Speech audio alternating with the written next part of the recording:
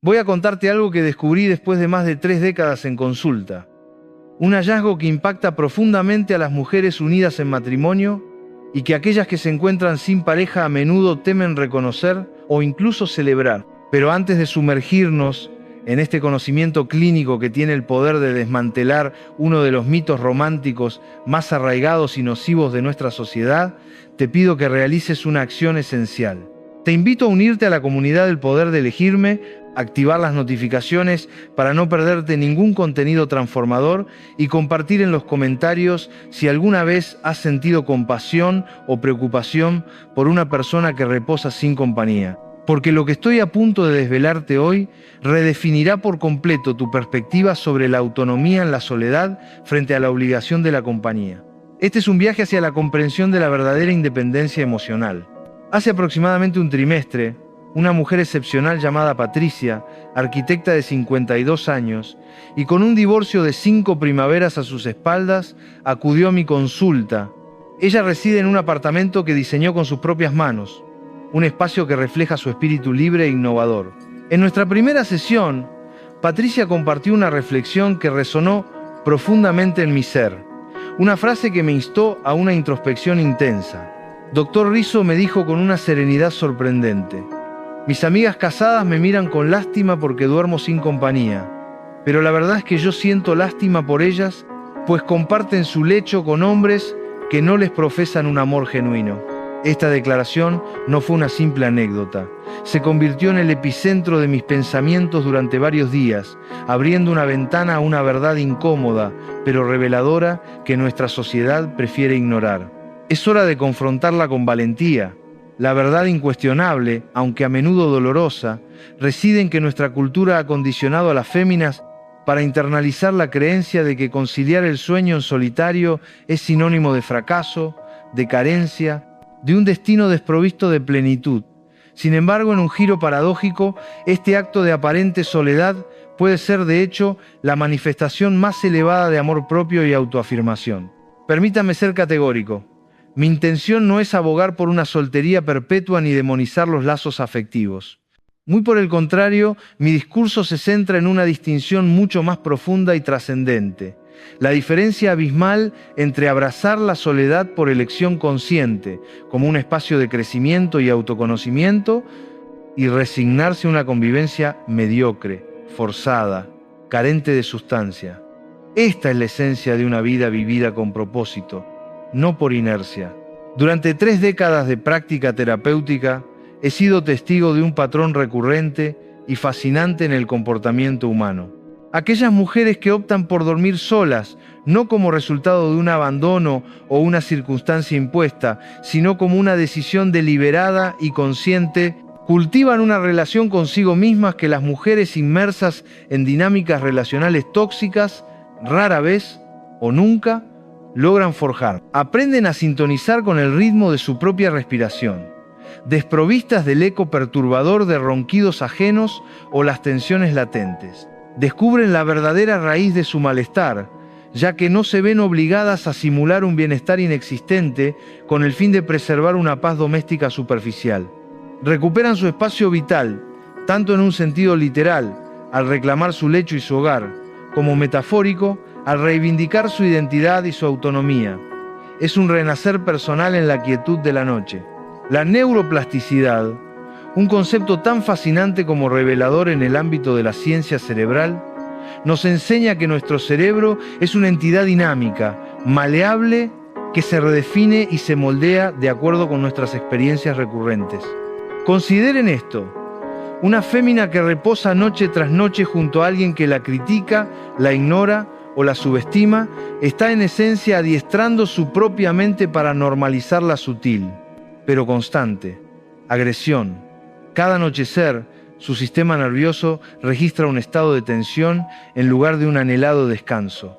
El cortisol, la hormona del estrés, se mantiene en niveles elevados. Su sueño REM, fundamental para la recuperación cognitiva y emocional, se fragmenta, y su autoestima se erosiona de forma gradual, gota a gota, hasta desvanecerse. Esta es una agresión silenciosa pero devastadora, que mina el bienestar desde lo más profundo del ser. En contraste, la mujer que, tras haber experimentado relaciones que la agotaron en lugar de nutrirla, elige conscientemente la compañía de sí misma en el reposo nocturno, experimenta un proceso que la ciencia denomina restauración neuronal.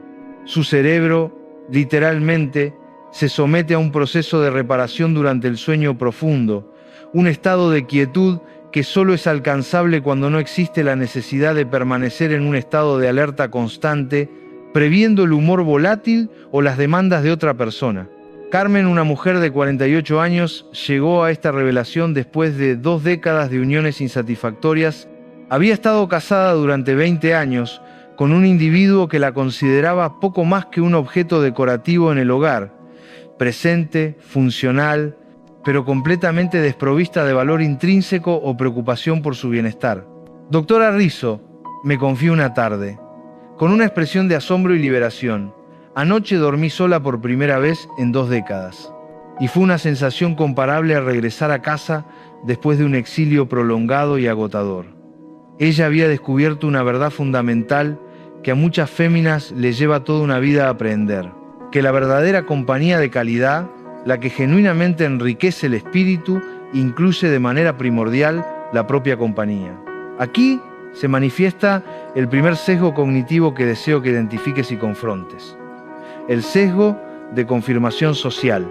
Tendemos a creer que aquello que la mayoría de los individuos realiza es, por definición, lo correcto o lo deseable. Si la gran parte de las mujeres de tu grupo etario se encuentran en una relación de pareja, asumes de manera casi automática que tú también deberías estarlo, pero es imperativo comprender que la estadística no es en absoluto sinónimo de felicidad o plenitud existencial.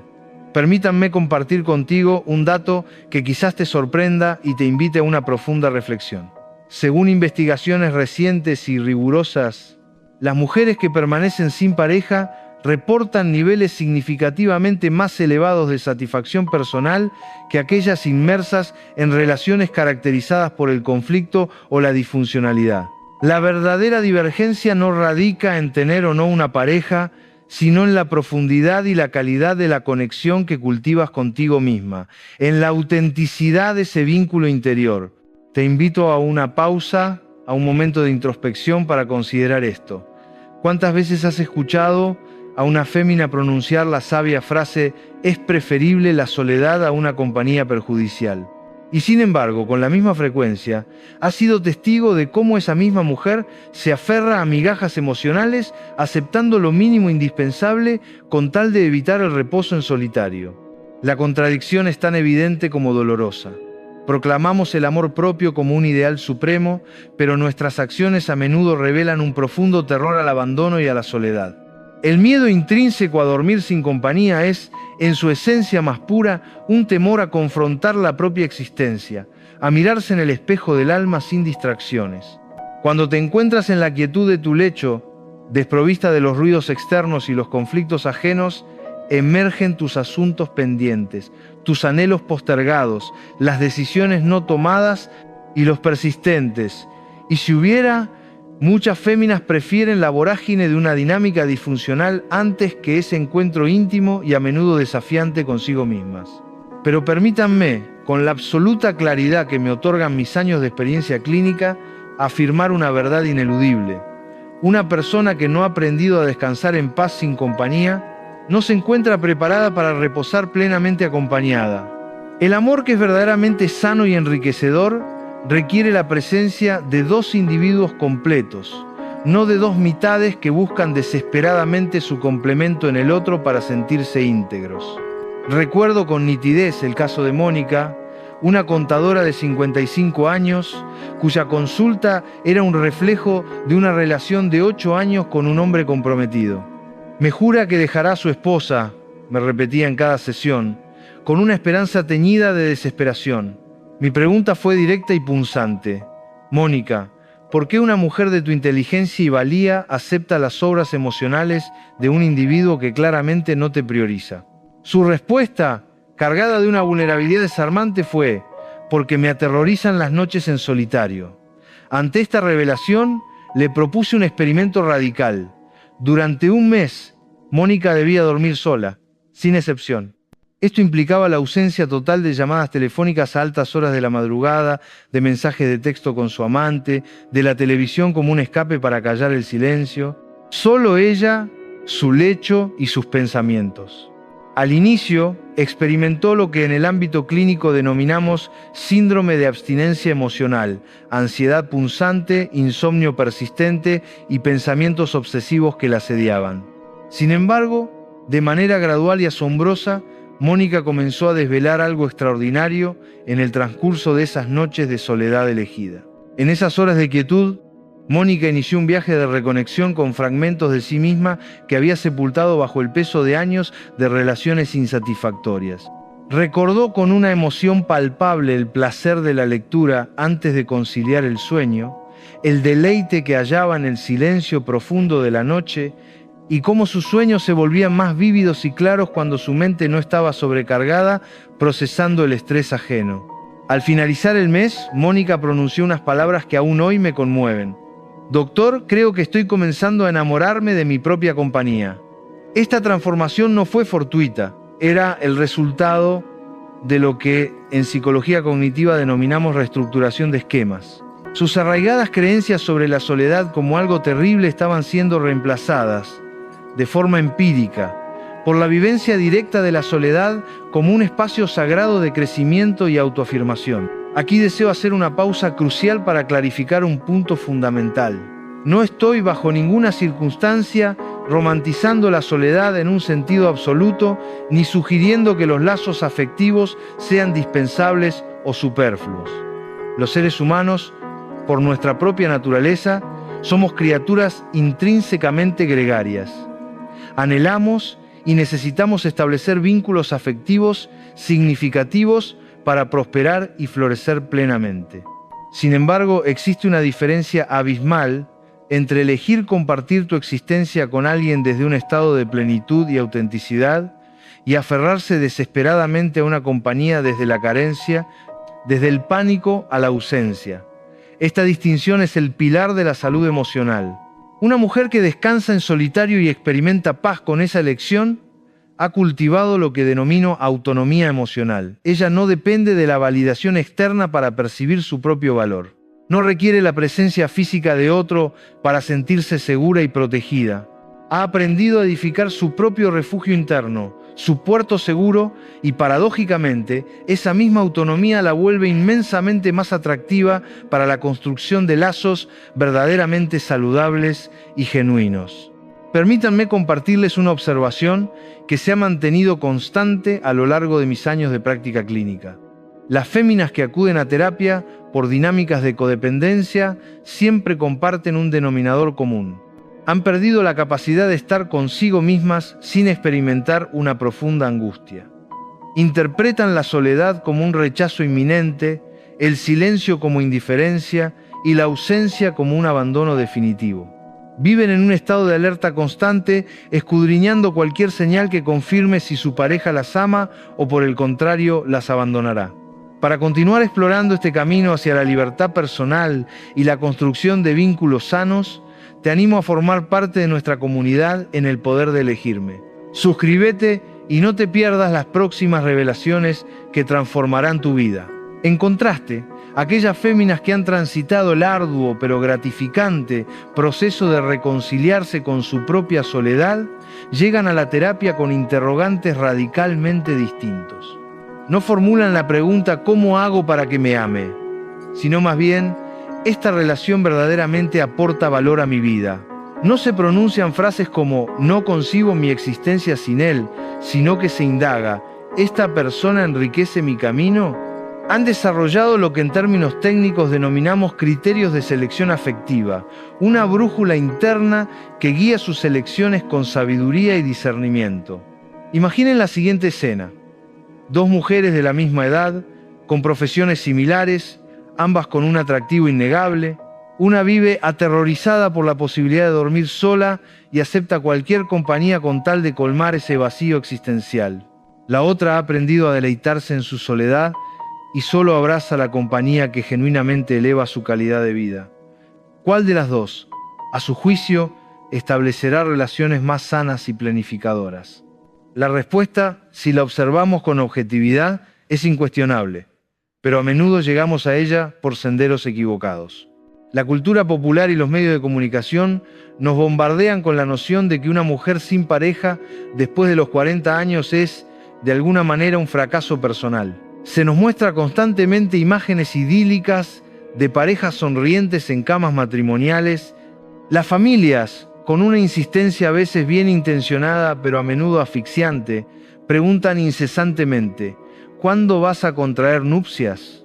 Como si la felicidad suprema fuera inalcanzable sin un anillo en el dedo. Sin embargo, permítanme compartir con ustedes un dato científico contundente que reconfigurará su perspectiva. La prestigiosa Universidad de Harvard llevó a cabo un estudio longitudinal que abarcó 80 años, siguiendo de cerca la vida de más de 700 personas. ¿Saben cuál fue la conclusión más significativa y trascendente? Que la calidad de nuestros lazos afectivos es el factor determinante de nuestra dicha y bienestar, no la cantidad de relaciones ni el estatus legal de las mismas. Esto significa, con una claridad meridiana, que una mujer que elige la soltería, pero cultiva amistades profundas, mantiene un vínculo sano con su núcleo familiar y, sobre todo, nutre una relación genuina y positiva consigo misma. Experimentará una plenitud mucho mayor que aquella que se encuentra unida en matrimonio en una relación superficial o conflictiva.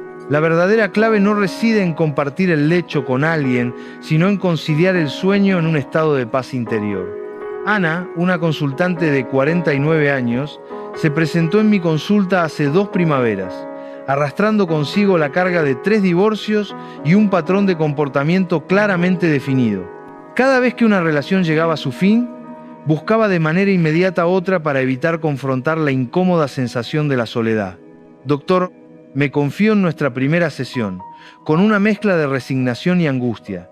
Creo que soy adicta a estar en pareja, incluso cuando esas uniones son desastrosas. Le expliqué a Ana una verdad que tiene el poder de transformar vidas: la crucial distinción entre la soledad en su dimensión física y la soledad en su dimensión emocional. Es posible estar físicamente acompañada, rodeada de personas, y sin embargo experimentar un abandono emocional profundo y doloroso. De hecho, la soledad más lacerante es aquella que se padece en compañía de alguien que no te ve, que no te escucha, que no te valora en tu esencia. Ana había experimentado esta forma insidiosa de soledad en cada uno de sus matrimonios. Decidimos emprender una medida radical: un año sabático de cualquier tipo de vínculo romántico. Esto implicaba abstenerse de aplicaciones de citas, de la búsqueda activa de pareja, de relaciones casuales. Un año completo dedicado exclusivamente a aprender a ser ella misma, desprovista de la identidad que le otorgaba el estar con alguien. Al principio, el camino fue arduo y plagado de desafíos. Ana experimentó lo que en el ámbito clínico denominamos duelo por la identidad relacional. Durante décadas se había definido a sí misma como la esposa de, la novia de, la que sale con. Ahora se enfrentaba a la monumental tarea de aprender a ser simplemente Ana, sin los apellidos prestados, sin los roles que había asumido para satisfacer las expectativas ajenas, sin las máscaras que se ponía según el humor de otro. Los primeros 3 meses se revelaron como los más difíciles. Ana me contactaba en momentos de crisis, pronunciando la frase: no sé quién soy si no estoy con alguien. Pero de manera gradual, casi imperceptible al principio, algo extraordinario comenzó a manifestarse en su interior. Te animamos a explorar la vastedad de tu propio ser y a construir una vida plena y auténtica. Suscríbete a El Poder de Elegirme para acceder a más herramientas y perspectivas que te guiarán en este camino de autodescubrimiento. Comenzó a recuperar la memoria de aquello que realmente le apasionaba cuando nadie más opinaba sobre sus decisiones. Redescubrió su profundo amor por la pintura, se inscribió en clases de italiano y se embarcó en viajes en solitario, experiencias que antes le parecían inalcanzables. Al final de ese año transformador, Ana era una fémina completamente distinta. No solo había aprendido a reposar sin la angustia de la soledad, sino que había desarrollado estándares tan nítidos y elevados respecto a lo que anhelaba en un lazo afectivo, que de manera automática filtraba a los individuos que no se encontraban a su altura emocional. 6 meses después, su camino se cruzó con el de Roberto, un viudo de su misma edad que también había transitado un proceso de crecimiento personal significativo. La diferencia con sus uniones previas era palpable y abrumadora. En esta ocasión, su conexión no se forjaba desde la carencia o la necesidad, sino desde la elección consciente y la plenitud. Compartían el lecho algunas noches, pero Ana mantenía su propio apartamento y su autonomía inquebrantable. No existía prisa alguna por formalizar el vínculo ni el pánico al compromiso, pero tampoco un terror a la libertad individual. Ella me confió una frase que encapsula con perfecta maestría la esencia de lo que deseo transmitirles hoy. Doctor, ahora comprendo que el amor que es verdaderamente sano no consiste en hallar a alguien sin quien no puedas vivir, sino en encontrar a una persona con quien, pudiendo vivir perfectamente sola y en plenitud, eliges compartir tu existencia. Esta transformación, lejos de ser mágica, es intrínsecamente neurológica. Cuando una fémina aprende a autorregular sus emociones sin depender de la presencia de otro, su cerebro genera nuevas y poderosas conexiones neuronales. La corteza prefrontal, el centro de nuestras decisiones racionales y nuestra planificación, se fortalece. La amígdala, el epicentro del miedo y la ansiedad, se calma y se reequilibra. Pero aquí reside una verdad que muy pocas féminas logran comprender a cabalidad. Este proceso inexorablemente exige atravesar lo que denomino el valle de la incomodidad, porque aprender a abrazar la soledad tras años de codependencia es comparable a reaprender a caminar después de haber utilizado muletas durante toda una vida. Al principio la sensación es de inseguridad, de vulnerabilidad, de total exposición. Numerosas féminas, al llegar a este punto, optan por retroceder, prefieren regresar a sus patrones conocidos, por más disfuncionales que estos sean, antes que tolerar la incomodidad inherente al crecimiento personal. Esta reacción es comprensible, pues el cambio genera resistencia, pero es también la distinción crucial entre aquellas féminas que logran transformar sus vidas y las que permanecen ancladas en ciclos repetitivos y agotadores. Permítanme desglosarles lo que acontece en el cerebro de una mujer que aprende a conciliar el sueño en solitario, no desde la resignación, sino desde una profunda paz interior. Durante el reposo, nuestro cerebro procesa las vivencias del día, consolida las memorias y elimina toxinas. Sin embargo, cuando descansamos en un estado de estrés crónico, como ocurre en relaciones conflictivas, este proceso vital se ve severamente interrumpido. El sueño fragmentado por disputas, tensiones no resueltas o simplemente por la energía densa de alguien que no se encuentra emocionalmente bien, afecta de manera directa nuestra capacidad para tomar decisiones claras al día siguiente. Se establece un círculo vicioso. Un descanso deficiente conduce a un juicio nublado. Un juicio deficiente genera decisiones relacionales erróneas. Y estas decisiones erróneas, a su vez, provocan más estrés y un sueño aún más perturbado. Una fémina que descansa en solitario en un ambiente emocionalmente limpio y sereno experimenta lo que los neurocientíficos denominan restauración cognitiva. Su cerebro puede completar todos sus ciclos de limpieza y reparación. Despierta con una mayor claridad mental, una mejor regulación emocional y un criterio más afinado para discernir lo que le conviene y lo que no. Pero sean cautelosas con la interpretación de mi mensaje. No estoy afirmando que todas las mujeres deban vivir en soledad perpetua. Lo que sí afirmo es que toda mujer debería desarrollar la capacidad intrínseca de estar sola sin caer en la desesperación, porque esa habilidad es el cimiento inquebrantable de cualquier relación que sea verdaderamente sana y enriquecedora. Reflexionen de esta manera. Si no pueden tolerar su propia compañía, ¿cómo podrán elegir con sabiduría la compañía de otros? Si su autoestima depende de la validación externa, ¿cómo reconocerán cuando alguien las manipula con migajas de afecto? Si su identidad se construye únicamente en función de los demás, ¿cómo preservarán su esencia en un vínculo de pareja? Hace unos meses recibí una misiva de Isabel, una de mis pacientes de hace 5 años. Me relataba que tras nuestro trabajo terapéutico había permanecido sin pareja durante 3 años, tiempo en el que había explorado Europa en solitario, había lanzado su propio emprendimiento y había forjado una red de amistades profundas y significativas. Recientemente había conocido a un individuo que la valoraba de manera genuina, pero lo más conmovedor de su escrito era esta frase: Doctor Rizzo, por primera vez en mi existencia me encuentro en una relación porque es mi deseo, no porque sea una necesidad. Y esa distinción, esa sutil pero profunda diferencia, lo cambia absolutamente todo. Esa divergencia entre querer y necesitar es el pilar de todo lo que les estoy compartiendo. Para seguir explorando estas verdades transformadoras y construir una vida de elección consciente, te invito a suscribirte a El Poder de Elegirme. Cuando se necesita desesperadamente una conexión para sentirse completa, se está dispuesta a aceptar cualquier cosa con tal de evitar la soledad. Cuando se desea una relación desde un lugar de plenitud y autoafirmación, se poseen criterios claros y no se negocia el propio bienestar. Sin embargo, desarrollar esta capacidad de querer sin necesitar requiere tiempo, paciencia y sobre todo una considerable tolerancia a la incomodidad inicial de encontrarse a solas consigo misma. Porque en esa soledad, sin las distracciones externas, emergen todas esas voces internas que se han estado evitando sistemáticamente. La voz que susurra que mereces mucho más, la que cuestiona por qué has aceptado tan poco, la que te recuerda los sueños que abandonaste por complacer a otros. Muchas féminas describen esas primeras noches en solitario como aterradoras. Es un silencio demasiado abrumador, me confiesan. No sé qué hacer con tanto espacio vacío. Pero de manera gradual, ese silencio que inicialmente aterroriza se transmuta en el espacio más sagrado que poseen, el santuario donde pueden ser auténticas sin la necesidad de actuar o pretender ser alguien para nadie.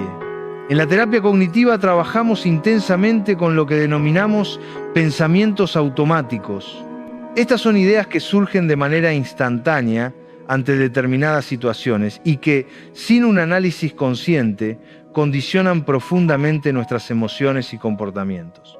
Numerosas féminas albergan pensamientos automáticos negativos asociados con el estado de soledad. Ideas como: si estoy sola es porque algo anda mal conmigo, las mujeres de mi edad deberían estar emparejadas, o mis amistades pensarán que soy extraña o defectuosa. Estos pensamientos no surgen de la nada.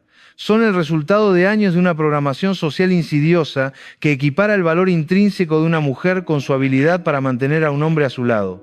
Sin embargo, cuando se comienza a cuestionar activamente estos pensamientos, cuando se les somete a la prueba de la realidad de la propia experiencia, algo profundamente transformador acontece.